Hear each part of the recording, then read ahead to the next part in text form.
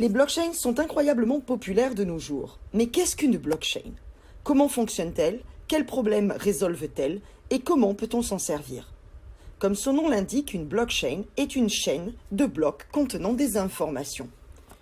Cette technologie a été originalement décrite en 1991 par un groupe de recherche et était destinée à horodater les documents pour qu'ils ne soient pas falsifiés ou antidatés, un peu comme un acte notarié.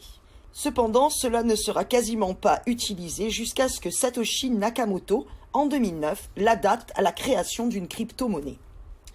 Une blockchain est un registre distribué complètement ouvert à tous.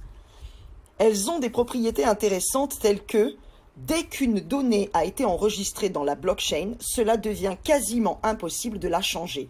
Alors, comment cela fonctionne-t-il? Eh bien, regardons de plus près ce qu'est un bloc. Chaque bloc contient des données, un hash spécifique et le hash du bloc précédent.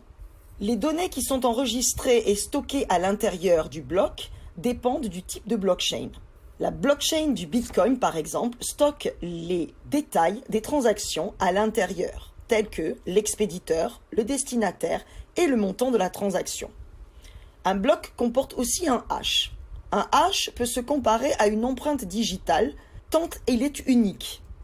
Il identifie un bloc et tout ce qu'il contient. Une fois un bloc créé, son hash est calculé. Changer quelque chose à l'intérieur du bloc causerait un changement du hash. En d'autres termes, un hash est très utile quand tu veux détecter les changements dans le bloc. Si l'empreinte digitale du bloc change, ce n'est plus alors le même bloc. Le troisième élément à l'intérieur du bloc est le hash du bloc précédent, ce qui permet de créer une chaîne. Et cette technique permet de créer une blockchain. Prenons un exemple. Voici une chaîne de 3 blocs. Vous pouvez voir que chaque bloc a un hash et le hash du bloc précédent. Donc, le bloc numéro 3 pointe vers le numéro 2 et le numéro 2 pointe vers le numéro 1. Le premier n'a pas de hash du précédent, logiquement, et on le nomme le Genesis block, bloc de genèse. Maintenant, supposons que vous altériez le bloc numéro 2. Cela entraîne automatiquement un changement du hash du bloc 2, mais alors cela rendra le bloc 3 et les suivants invalides, car ils n'ont plus en leur code le hash du bloc précédent. Donc changer un bloc rendrait la totalité de la chaîne à partir de ce bloc invalide. Mais utiliser des hashes n'est pas suffisant pour empêcher les altérations des blocs. Les ordinateurs aujourd'hui sont très puissants et peuvent calculer des centaines de milliers de hashes à la seconde. On pourrait altérer un bloc et changer tous les blocs des autres pour rendre la chaîne valide à nouveau. Alors, pour empêcher cela, les blockchains utilisent quelque chose appelé Proof of Work, preuve de travail. Il s'agit d'un mécanisme qui permet de ralentir la création de blocs. Ce mécanisme rend très difficile l'altération des blocs, car si vous le tentez, il vous faudra recalculer la Proof of Work de chaque bloc suivant, et ça prendrait un temps infini.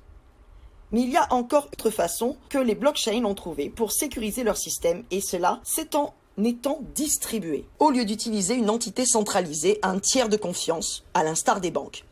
Pour gérer les blocs, les blockchains utilisent le réseau peer-to-peer et tout le monde peut le rejoindre. Quand quelqu'un rejoint le réseau, il reçoit une copie complète de la blockchain.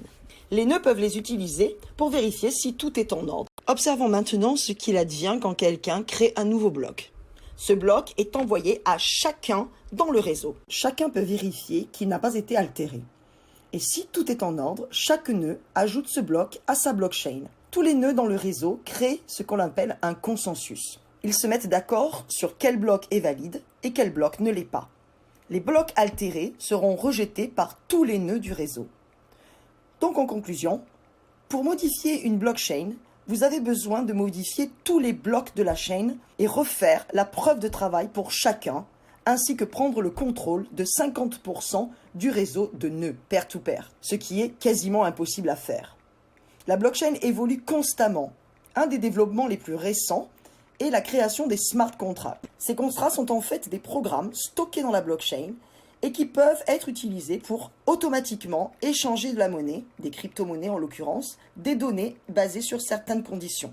Mais les applications possibles avec la blockchain sont incroyablement infinies, comme par exemple stocker des données de clients, entreprises, comptas, partager des licences en toute sécurité sans risque de piratage ou collecter encore des fonds en toute transparence. Et voilà, vous savez maintenant ce qu'est une blockchain, ce à quoi elle sert, en quoi elle est constituée et quels problèmes elle peut résoudre.